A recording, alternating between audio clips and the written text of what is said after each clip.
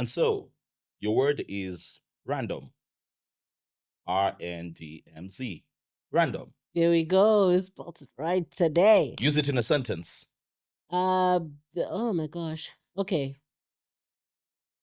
Oh my god, why did you put it on the spot like that? Use it in a sentence. Okay, that was Random. very random of you.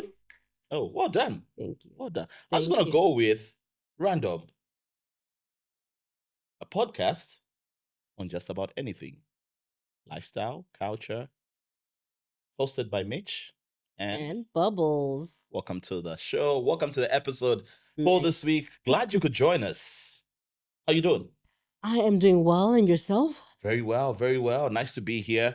It's been a long 7 days. I was out in arguably the hottest part of Zambia, Livingstone, the tourist capital. I think it is one of the most romantic places in the country. I have You say that. Yeah. I really don't think so. Something so It's romantic. odd. I don't. Well, I get it. Romance and heat go together, but Mm-hmm. not the Livingstone hot is sweaty. You need 3 showers on average in a day. That's right. Yeah, no.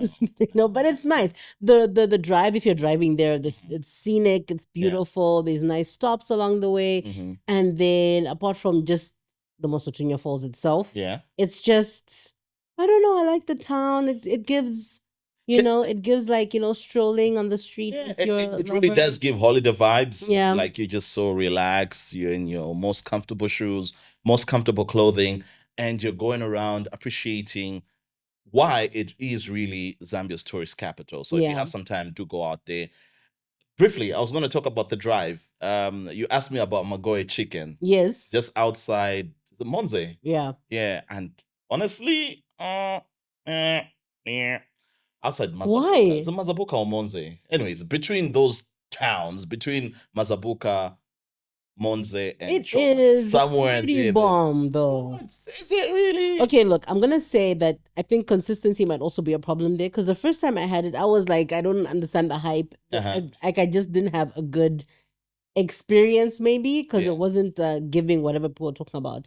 Then the second time, after someone just talked me into it and said, let's go, I was like, oh my gosh, this must be what they're talking about. It was really, really fire. What is We've your- got this tendency of just overhyping things in this country.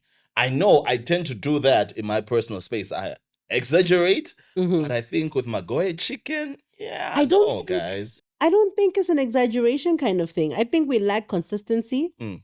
So maybe when people go at some point, it's good. It's happening. It's like what you want. But then maybe the time that others are experiencing it, that's why you feel like also it's great. overhyped. Mm. I was like, Maybe. altogether, I just think village chicken is overhyped. Meat You is see, overhyped. that's where the problem is. That's where tasteless, yeah. no flavor, nothing. Speaking of chicken, we're not ignoring Chaku. Chaku's part of this episode. He's chickened out of this episode. Man, Chaku. Flaker. Yeah. He should get the Why you gotta most be like this? Flake award of the year. Yeah. He hits you up hours before recording and says, listen, guys. This is what's happening. Chaku, you know what? It's fine. We'll talk to you in person very soon. We'll beat him up. I didn't want to say it in case he uses that as evidence, up. but we'll take care of you. We will. Anyway, so what a week it's been. Looking at what's been going on, a random recap regarding pop culture. Yeah.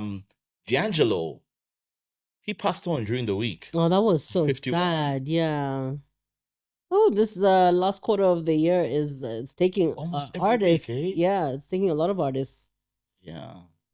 I was very, very sad. I'm gonna miss him in the R&B soul atmosphere. Yeah, he's gonna be missed. What are you gonna miss about D'Angelo? Be Not to honest. be crass, Be- but anyways, for me, it's been what do you call it? When someone like puts something and then like it's like been put aside forever. Mhm. It's been, what's the word I'm looking for? You know the word I'm talking about. Which word is it? He's been memorialized. Is that the word? don't know. Anyways, his body. Oh, The music you should video. have say that.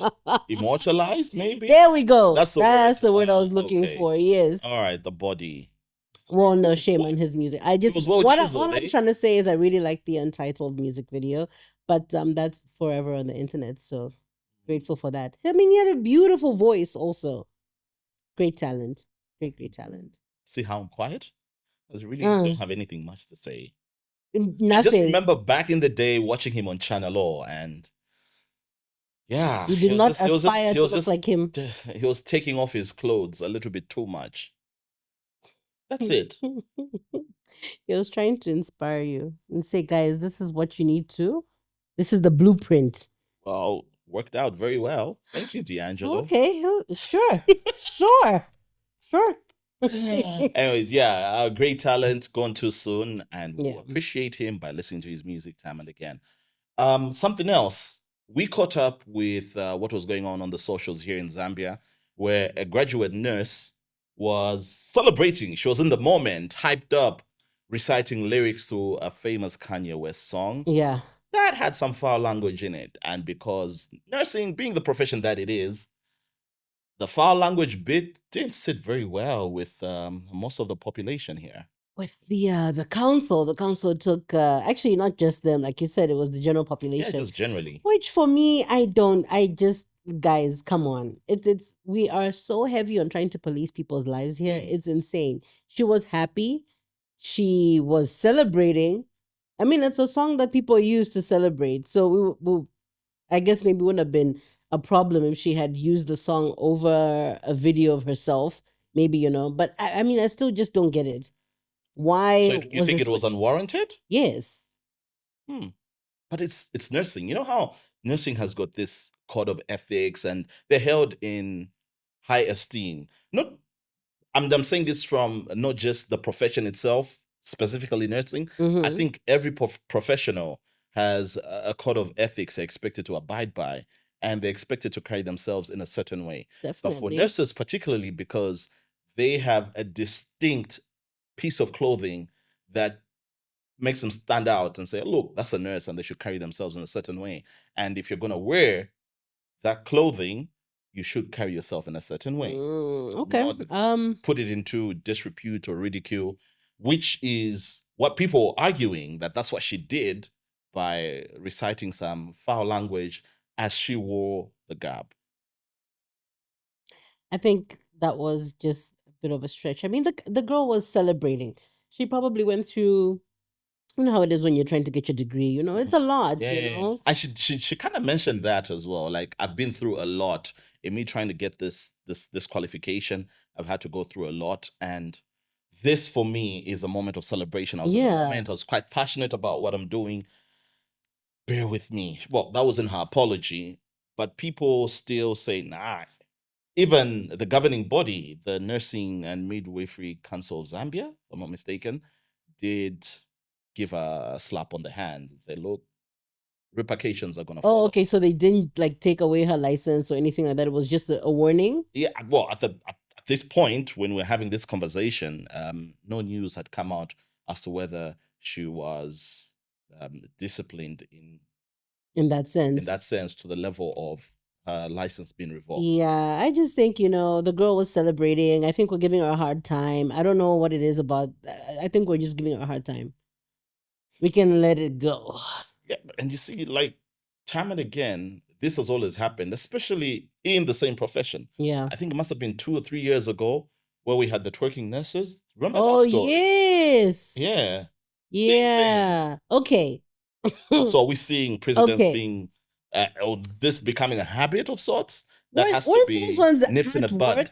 Those ones were at work doing those were qualified, right? And this is a graduate nurse at that point, who would have gone on to be in the space and because of habit should have done the same thing.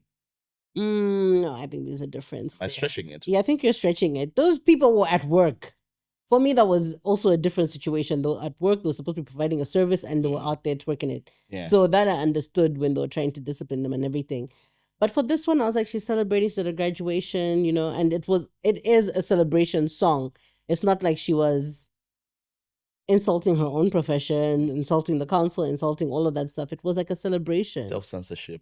Yeah. She could have applied that to herself. You know, I don't know, man. I think we gave her a hard time. Yeah, all right, cool. Anyways, that's a conversation that you can also just follow, and we'll see how it all pans out, especially in subsequent recordings of randoms. We'll just try to touch on that. Otherwise, what do we have on the show this week? So, it's been 3 weeks since you gave me my challenge. Pam, pam, pam. The day of reckoning is here.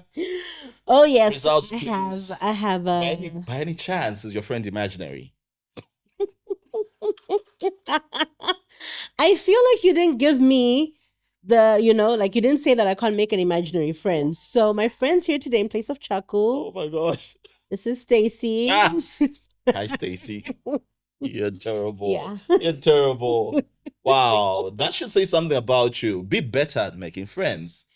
I had 3 weeks to get this done. That was not enough time. No? No, that was not enough time. So many people in your space. All you had to do is just walk up to them and tell them, listen, my name is Siveso, and can I da.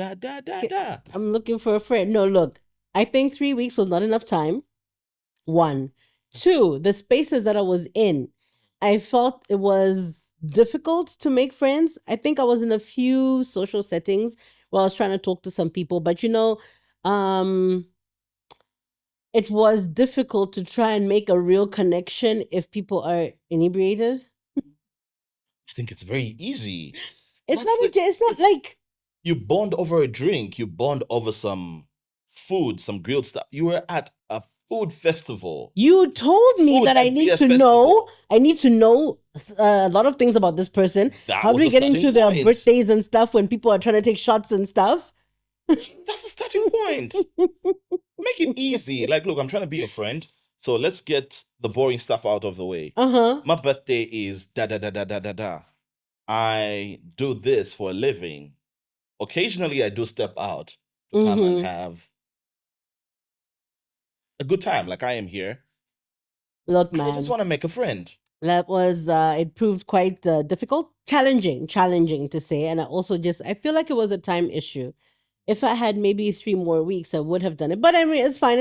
I didn't make the friend. It's okay. I will still, in my own time, try this journey. Yeah, now we'll hold you to that. We'll see how it goes. I'm really looking out for you. I want you to have.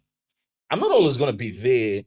Like, guy, I've got a life, like, don't be hitting me up at odd times and like, listen on get you a friend. I need more friends. Get you a friend.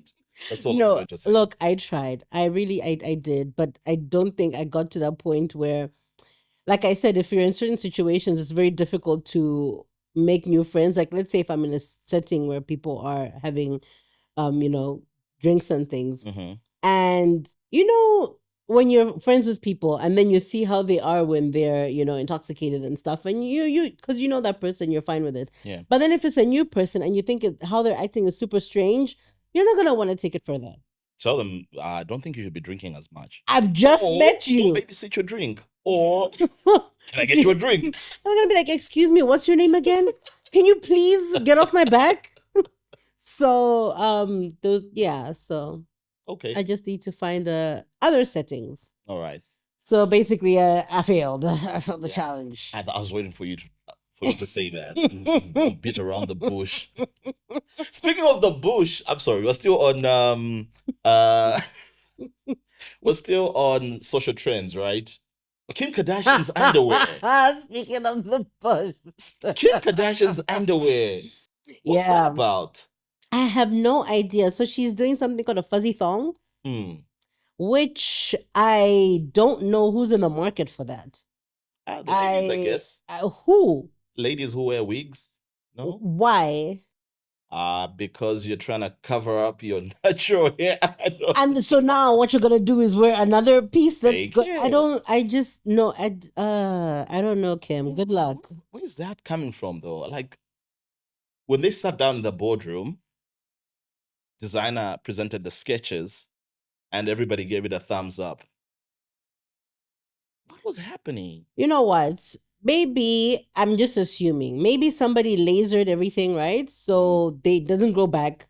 And so they missed it. And they're like, okay, look, maybe this is for the people that have lasered and then they miss that part of themselves. So why don't we? They Botox the hell out of their pubic area. Well, I don't know about Botox, but they laser that stuff. So yeah. So maybe they're like, I miss this. I miss. But you know what's crazy though? It's probably gonna sell like, I don't want to say hot cake, but it's gonna sell. I mean, it's definitely With all the gonna buzz it's generated. We cannot take away the fact that Kim Kardashian and the Kardashian name is synonymous with aggressive marketing. And rarely do they fail in the space that they get into. I just don't know where it would look good. I just don't get it. I don't know. If you're going in for an adventure, maybe. I don't know. What are you what In a adventure? thicket.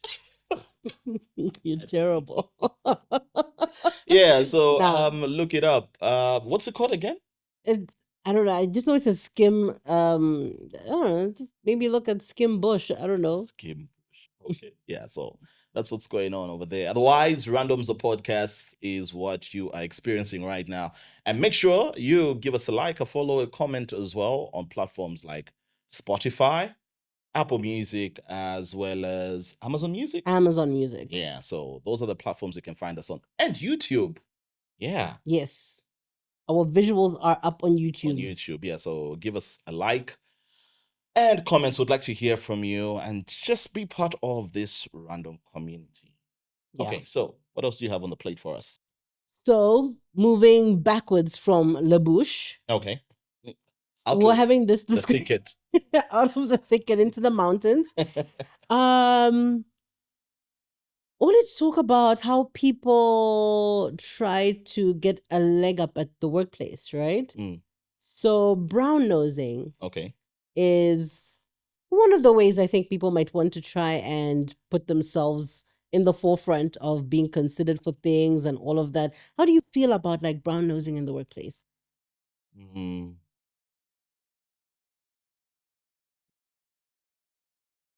I'm indifferent about it, hey? Mm-hmm. I usually have concerns if somebody is going to work their way up the corporate ladder based on the fact that they are just simply warming up to their superiors and not doing it entirely based on merit. Mm-hmm.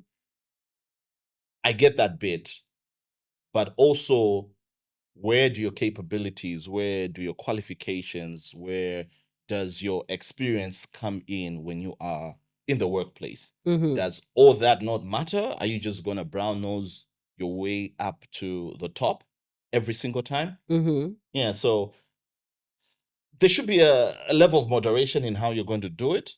Yeah. I get it. Probably a boss once in a while wants to be sucked up to and be told all the good things. Yeah. But that should be backed up by actual graft, like Yeah. put in the work. Don't just entirely depend on brown nosing for you to make your way to the top and be in the boss's good favor or good books. I feel you should draw a line somewhere. Personally, I rely so much on my work ethic, my capabilities, to a point where I deserve a recognition. And Okay. not just suck up to somebody because they are my superior, even undeservingly so. Just because they are my boss, I'm just telling them all the good things and telling them all the good stuff because I also want to be at the top of the corporate ladder. So it's just about striking a balance, to be honest. Okay. Now, do you think it's brown nosing when somebody is just talking or has created this relationship with their supervisor or their boss or whatever, and because of that relationship, now they're obviously always at the front of their mind when it comes to opportunities, when it comes to, maybe a certain kind of job that they want them to do? Because I know I'm usually with Mitch, and when we're talking about business or we're on the same mindset or whatever, is that still like brown nosing?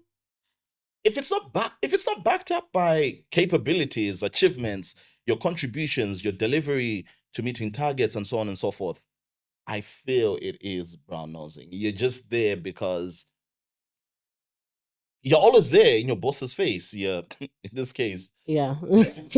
Should I say? No, okay. Yeah, but just licking the underfoot of the licking the bottom of their shoes. I just feel that's where it all comes from, because you're constantly there. You are not there because you're always overachieving. You're always delivering your targets.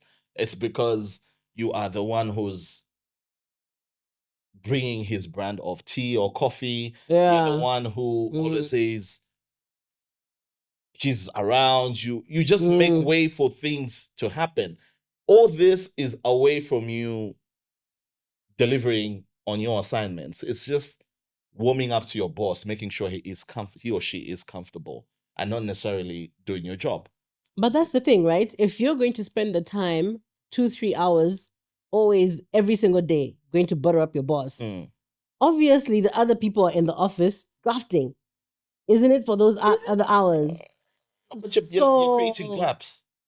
The 2-3 hours you would have spent just battering up your boss, you could have delivered on your assignment, and that could have even been a better backup for you to be rewarded, for you to be acknowledged in the workplace. There's so many people who just rely on ass kissing, like making sure the boss. I've got no problem in making sure the boss looks good. Yeah, that is my job, actually. Yeah, for sure. We all work to make the boss look good. Yeah. And if the boss looks good, he feels good, it trickles down to us. Yeah. But if your primary role is not being catered to, and you're just focused on appeasing your boss, then it doesn't help.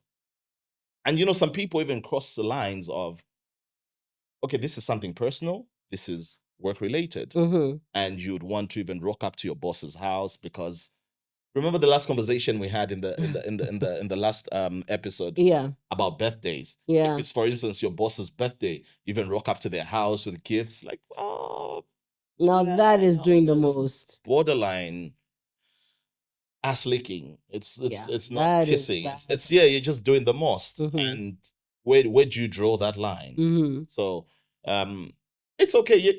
You probably heard this, like, oh no, you have to make sure your boss looks good, make sure you do everything possible so that they like you. But other people take that the wrong way. They forget their primary role in the business and instead focus on just buttering up their boss. And for me, that is a problem. I think I have to agree. I really don't like that aspect of it, because what ends up happening also is that in an effort to keep your position with your boss, they end up talking badly about everybody else to make, cement their position. As that person is not worthy. Or, oh, by the way, every single time this is happening, so that you can maintain that spot of yours as like chief ass kisser. So it's really something. Well, it's a strategy that works. Other people have gone on to term it as networking. Networking. You cannot say talking trash about someone is networking. I don't know. People are weird. They justify it like that, just not to make it look so bad. But all in all, I think it's a very bad habit. It is. If you're going to ass kiss your way to the top, do it without creating any casualties. But I just don't know how possible that is in the corporate world. There's always casualties if you're going to make your way up to the top. And if you're really determined to get to the top, there's going to be casualties, especially if your approach is the ass-kissing route. Yeah. You will create some enemies, because sometimes people will be aggrieved that you're by the boss's side every single time. Why is that? But if that's backed up with your work, there's no problem. There's no problem if that is backed up by your work. But if you're always there because you're forever telling story, that's all you're taking to your boss, and that is why you're on the right side, I think that's crappy. Yeah, but you see, the rewards, again, we cannot escape the rewards can be rewarding. Yeah. We've seen it. It's worth it. Me dragging you to the dirt. We've seen so many people in our society, even like from a political space, where somebody has even given themselves the title that I am the chief da da da da. You know what I mean? Yes. And clearly you can see that this person is living very, very well. And who doesn't want to live good? Yeah. Who doesn't? It has taken Yeah, it's good. people very far. It's taken people very far. It's got its perks, but you still have to have a certain level of humanity about it. Are we going to continue with this approach of networking in quotes to get to the top by speaking ill of other people or by constantly buttering up your boss when the work, the grind that needs to be done is still at zero? Zero, not all. I think it kind of ties into the whole idea of perception being reality. Okay. So you want to create this picture of yourself that when I do this thing, everybody else is going to think of me in this way. So what you do is you go around telling people you're one way, making it seem like you're one way, so that they think that this is how you really are. So you go around talking about what work you've done, how hardworking you are, or what you're always brown-nosing your boss about. Oh, remember that time when I did this file, I pushed it, this came out, this report. You're literally consistently pushing your mediocre work to the front so that you can hide the fact that you're really not doing anything. Yeah. But do you think actually people do realize, the culprits do realize that they're not actually putting in the work? All they're doing is giving this perception. No. So they're delusional about it. Yes. I think they have to believe that what they're saying is right. They're really trying to push the little narrative. Like, let me give an example, right? Like, let me try and make it a little bit more practical for what I'm trying to say. There's this person who comes to the office before 7:30. They're in the office every single day. Yeah. But, and then let's say if I'm there maybe by 8:15 or whatever, I'm there early. Guys, I'm always there early. I'm an early bird. I'm just saying, for example, when I say for example. Whereby. Yeah, whereby, imagine if I'm there at 8:15, you have to imagine. But the person is there talking to people in the offices, they're eating breakfast, when I get to the office, I'm not there now trying to boil water, looking for a cup, looking for tea bags and stuff like that. I am there, I switch on my computer and I'm straight to work. And I'm not saying that just because it's me or whatever. That's literally the fact of the matter. And the person is there, yes, though they're early, they're saying hi to everybody, but because everybody else noticed that this person came at 7:30 or before, the perception is that this person works really hard. But they're still talking, they're still out there socializing and stuff, but I'm like on my computer, I'm clearing my files, I'm doing this. So what are we trying to say? Because the person has made you look at this perception like, I'm so early in the morning, you see? It's like you're just valuing, you're just valuing this picture of this person in the office and not the workload, which for me, I think is problematic. Perception is what again? Reality. Perception is reality. Yes, you could say that. Like, the impression you give is considered the reality, and it's very rare that people actually go against that. That whatever it is that we perceive them as is really what they are. So we have to do the dance. You have to. You really have to. Yeah, no, it's difficult because I feel like people would spot my fake smile. But you see, that's what it takes. Like, you just have to keep up the act every time. Like, you really have to give this impression that you're putting in the work. You are the person. You are the man. You are him, her, or her. And yeah, so we're saying for you to progress in your career, you have to balance the dance of the work and the brown nosing. Yeah, and that's what I say. Like, you have to strike a balance. There's no harm in you doing it. Now, is it brown nosing, or you just want to have a good relationship with your supervisor? Or there really has to be some gassing up? Like, not like I'm just talking to this person, we have a good relationship working. Do you have to gas up the person? Yo, that's a difficult one, eh? But essentially, brown nosing is gassing up the person and not actually doing the work, right? Yeah. So you really have to put on a show. So you are pro brown nosing. You know where I that don't phrase know. is from, right? It's tricky. Give us a background. I think, well, okay, no shame. I'm just assuming that you're Okay. so far up someone's backside Dip that your nose is is equally. way up in there also. So, And I actually feel that when people are doing that, they're not even genuine about it. no, they're not. They're Obviously, yeah, not. no, they're not. They just it's a means to an end. Yeah, And they'll do it, they'll get it however, whichever way they can. Really, again, it goes back to what I'm saying. Your core, your primary, your KPIs are not being taken care of, and all you're focused on is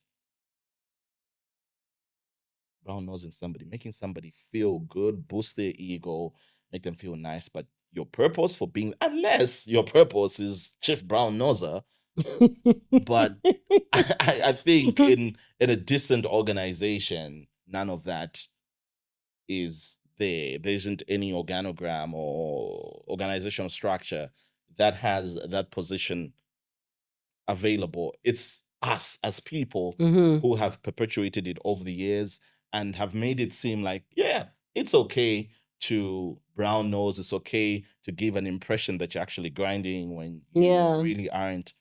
And the change really is or should be us.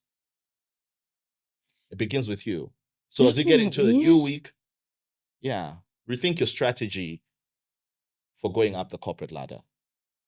But you've just said that we must brown nose, so now we need to incorporate it into what we're Strike a doing. balance. Like actually do work. Just don't focus on it.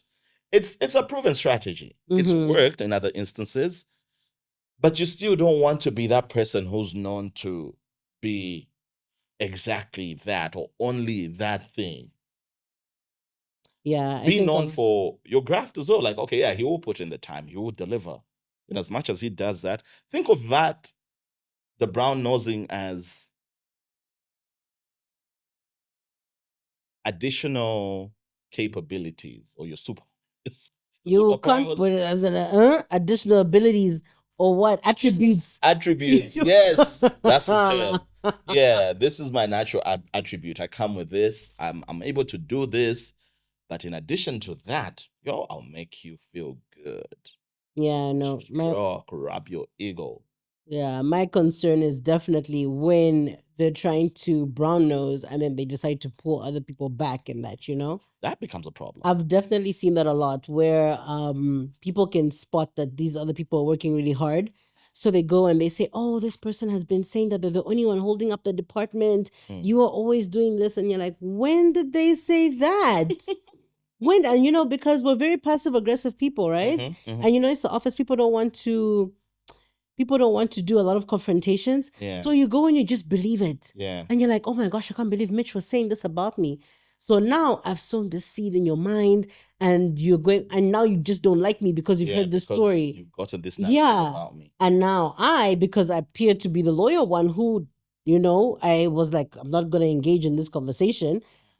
I've believed your story and I'm like, oh, Mitch is the one who protects me and comes to tell me these stories. There's no logical thinking there. Because why is it that I would be so comfortable enough to talk about you in the presence of the people that I know are your friends so that they go and take a story there? But no, you're just so worried about, oh, my haters, my what, and you're just so passive aggressive. I think that's another problem. I don't think there's a problem with trying to address an issue at the office in a professional way, but people are just really so passive aggressive that now we're all just gonna start telling stories about each other to see which one is gonna, instead of confronting the person, just talking to them up front. Oh, it's just very difficult, eh? So these are just some of the conversations that we have on the podcast, just trying to navigate some of the challenges that we face currently in our professional life. It could be in your social circle, it could be financially, and so on and so forth. I wanted to acknowledge your ribbon. Breast Cancer Awareness Month, right? Oh, yes, it is. It's Breast Cancer Awareness Month. This is October. And in Lusaka, if you're in Lusaka, the Cancer Diseases Hospital is having free screenings for breast, cervical, and prostate cancer all month. Okay. Or free. So make sure that you go for your screenings if you haven't done that yet. Have you ever had a prostate screening? No, I haven't. I was going to ask you about, like, okay, so where do people like me come in? So you go to University Teaching Hospital at the Cancer Diseases Hospital. So for women, well, actually, I hear even men need to have the breast screening also sometimes. Hmm. So maybe just follow up with the health practitioners there. So there's a tent that's at the entrance. Mm-hmm. They're doing the breast screenings there, and then they'll take you to where they're doing the cervical screenings. And then for men, it's at the reception area where they're having the prostate screening done. How long is this going on for? The whole month of October is free, Okay. and then after that, you can still make an appointment if you miss the October period. And we really need to get to a point where screening for cancer is a norm. I know this is something that has been said time and again, but I feel now, given the number of people that have passed on in the recent past, almost every one of them has a cancer-related death or a death And caused by it's cancer. terrible. It's Oh my terrible. gosh, it just ravages your body. It just really takes it on. So it's better if you are screened and you find out early. Early detection is very important, Mhm. so that you can start your treatment very early and just get that sorted. You nip it in the bud because it is absolutely terrible. And also, I know that some men think that the prostate screening is somebody, It's invasive. yeah, no, A it's not. prob. It's not anymore. It's a blood test. So they're just gonna draw your blood and then they drink. So yeah. Wait, when did that start happening? I mean, I don't know when, but that's what happens now. It's not invasive anymore. Don't be scared about Oh, that. Yeah, it's not. okay. Can't say the same for women though. Yeah. Cervical screening is we're getting close. But yeah, for men, just go get your it's very, very simple, quick, little prick, get your blood, and you're done. Okay. So I was trying to move from this conversation to grieving, funerals, death. After my guru's funeral here in Zambia, my guru was a prominent character in a very, very big show on Zambezi Zambezi magic, yeah. Yeah. And there was a bit of issues in the aftermath of her death. Mm-hmm. Logic, who was also a character on the show that my guru was on, was singled out for uncharacteristic behavior when it comes to a tradition Yeah. that is quite prominent in Zambian funerals. Yeah. What did you make of that? The what would you term it as in English? I don't know actually. That's a really difficult one. Okay, I don't know just how to getting powder, putting it on your hand, and putting it on somebody's face as a mark or from symbolism. tribal cousins or right? Yeah, tribal cousinship. And the conversation was, he's taking it a little bit too far. Mm. Yeah, that's a conversation I don't want to get into. But just briefly, I just want to talk about grief policing, how Mhm. people dictate how one should mourn, how people will say, oh, no, you're not supposed to do this because you're not close to this person in that manner. Yeah. Or somebody just goes above and beyond. When somebody dies, they just do the most. Posting Mhm. pictures, telling stories. Again, that's how somebody is grieving. Yeah. But you find that in that very conversation, somebody will catch heat for it Mm. and they'll try to police how somebody is grieving. Yeah. Your take on that?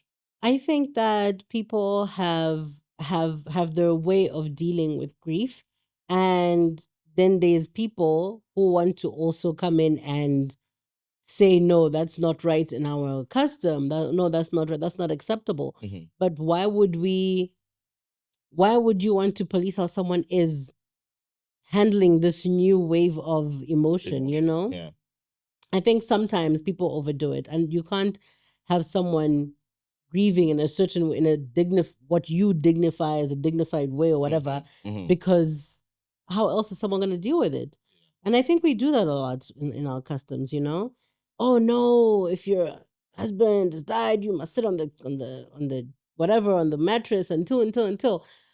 everybody's in your face and you just maybe want to be alone, and maybe you just want to do something else, and you're just not allowed to do any of that stuff. It's really, our customs sometimes can really be painful for our own mental health, eh? Yeah. And it's quite unfortunate, hey, because for me, I feel people are allowed to grieve however they experience that person. Yeah. So if you experience me through music, go on and say, look, this song reminds me of this person. Yeah. Or these shoes, these sneakers yeah. Yeah. remind me of him. So grieve in that manner. Yeah. Do not be told how to grieve, because everyone experienced me differently. Yeah. Yeah. So it's just a pity that we are such a society that is always policing each other's behaviors. Yes, okay, there's standards that we all accept and everybody should operate by. Yeah. But when it comes to subjective issues, I really don't feel it's a one size fits all arrangement. And grief is one of those things. When a funeral hits, people, yes, generally it's grief, it's sorrow, but some people will choose to celebrate. I think Yeah. we've seen how others not celebrating that, oh, I'm happy, this and that, but It's gone, yeah. Yeah, celebrate. I've been waiting. You're terrible. Celebrate someone's life, how Yeah. they experience life with you, or how you experience life with them. Celebrate those moments. If it was loud, hell, go loud about it. Yeah. If it was somber, then yeah, just do that. But you cannot then point a finger at somebody and tell them, oh no, you shouldn't do this and da da da da da da da da da da. That was my issue when I saw that. And when the backlash came out, it was kind of humane to see that other people saw the good in what the character in question was trying to do. Yeah. Yeah. It's usually used as fundraising venture, not so. Yeah, it is. Yeah. And But apparently the person was buying food and stuff with all the money that was raised. So that was nice. Because like we said, people just go up there and it becomes quite a costly event. So that really actually helped fundraise. Yeah. Anyway, so just a couple of things that I would still like to throw out to the audience. Ass kissing in the corporate world. Yeah. What's your take on that? Also, grief police. Just quickly, if you'd like to give us your tungwe on it, feel free in the comment section. Let us know. This is Randoms, the podcast. Is this our time? I think it is our time. Also short. It? Yeah. Yeah. Yeah. Chaco's always stealing our time. He is. Chaco, wait. Just wait till we get our hands on you. Anyways, it's all love. Stay random.